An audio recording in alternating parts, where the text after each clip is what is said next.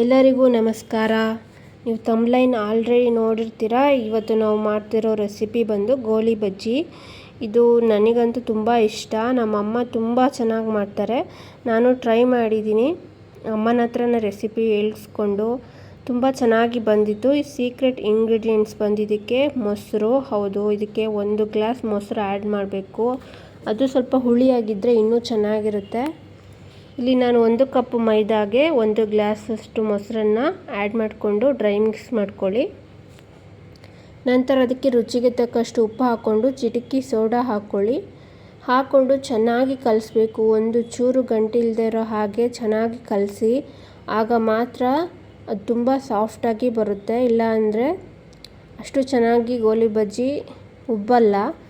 ತುಂಬ ಚೆನ್ನಾಗಿ ಬರಬೇಕಂತ ಹೇಳಿದ್ರೆ ನೀವು ಹಿಟ್ಟನ್ನು ಚೆನ್ನಾಗಿ ಕಲಿಸ್ಕೋಬೇಕು. ಈ ಥರ ಕಲಿಸ್ಕೊಂಡು ಏನು ಮಾಡಬೇಕಂತ ಹೇಳಿದ್ರೆ ನೀವು ಒಂದು 10 ನಿಮಿಷ ಬಿಡಬೇಕು. ಆವಾಗ ಇನ್ನೂ ಹಿಟ್ಟು ಚೆನ್ನಾಗಿ ಸ್ವಲ್ಪ ಬೆಳೆಯುತ್ತೆ ಅಲ್ವಾ, ಟೈಮ್ ಸಿಗುತ್ತೆ. ಆಗ ಇನ್ನೂ ತುಂಬ ಚೆನ್ನಾಗಿ ಬರುತ್ತೆ.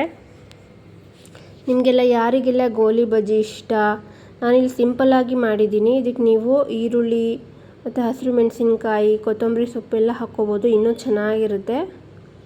ಇಲ್ಲಿ ನಾನು ಈ ಥರನೇ ನಮಗೆ ಇಷ್ಟ ಆಗುತ್ತೆ, ಅದಕ್ಕೆ ನಾನು ಇದೇ ಥರ ಮಾಡಿದ್ದೀನಿ.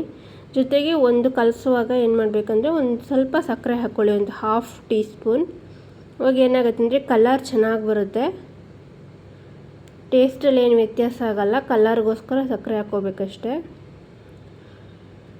ಎಣ್ಣೆ ಮೀಡಿಯಮ್ ಫ್ಲೇಮಲ್ಲಿಟ್ಟು ಕಾಯಿಸ್ಕೊಳ್ಳಿ. ಎಣ್ಣೆ ಸ್ವಲ್ಪ ಕಾಗಿದೆ ಅಂತ ಗೊತ್ತಾದಮೇಲೆ ಬಜ್ಜಿನ ಬಿಡಿ, ಹೀಗೆ ಒಂದೊಂದಾಗಿ ಬಿಟ್ಟು ಸ್ವಲ್ಪ ಗೋಲ್ಡನ್ ಕಲರ್ ಬರೋ ಥರ ಫ್ರೈ ಮಾಡಿ. ಮೀಡಿಯಮ್ ಫ್ಲೇಮಲ್ಲೇ ಇಟ್ಕೊಳ್ಳಿ.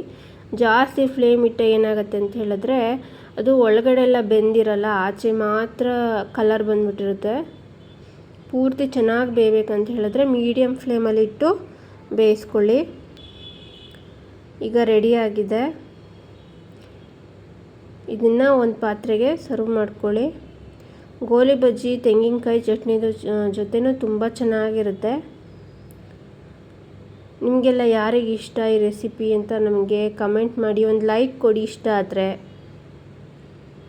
ಇದೇ ಥರ ಇನ್ನೂ ಇಂಟ್ರೆಸ್ಟಿಂಗ್ ಆಗಿರೋ ರೆಸಿಪೀಸ್ಗೆ ನನ್ನ ಚಾನಲ್ನ ಫಾಲೋ ಮಾಡಿ. ಯಾರು ಸಬ್ಸ್ಕ್ರೈಬ್ ಮಾಡ್ದಲೇ ನೋಡ್ತಿರ್ತೀರಲ್ಲ ಅವರು ಸಬ್ಸ್ಕ್ರೈಬ್ ಮಾಡಿ.